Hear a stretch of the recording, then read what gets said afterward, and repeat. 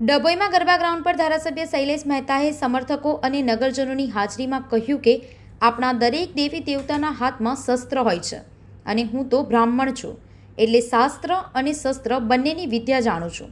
તેમણે જણાવ્યું કે જે લોકો શાસ્ત્રથી માને તેને શાસ્ત્રથી સમજાવવું અને જે ના માને તેને શસ્ત્રથી સમજાવવું પડે છે. સાથે જ શૈલેષ મહેતાએ બેન દીકરીઓને તલવારબાજી અને શસ્ત્રકલા શીખવાડવાની તાતી જરૂર હોવાનો ઉલ્લેખ કર્યો હતો.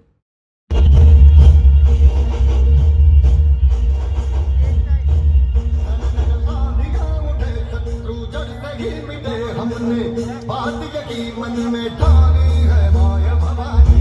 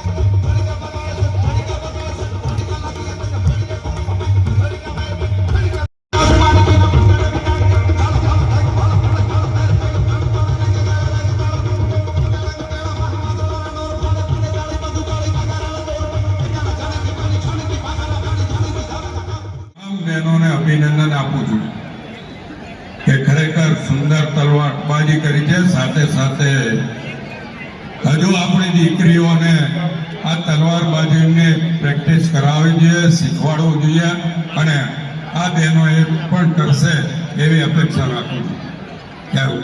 ડભોઈ નગર અને તાલુકામાં આ શીખવાડવાની તાતી જરૂરિયાત છે. ખાલી ગરબા રમતા જ નહીં પણ આપણા તો દરેક દેવી દેવતાના હાથમાં હથિયાર હોય છે. અને હું તો બ્રાહ્મણ છું, પરશુરામનો વંશજ છું. શાસ્ત્ર અને શસ્ત્ર બંનેની વિદ્યા આવડવી જોઈએ. જે શાસ્ત્રથી માને એને શાસ્ત્રથી મનાવવા, જે ના માને એને શસ્ત્રથી મનાવવા.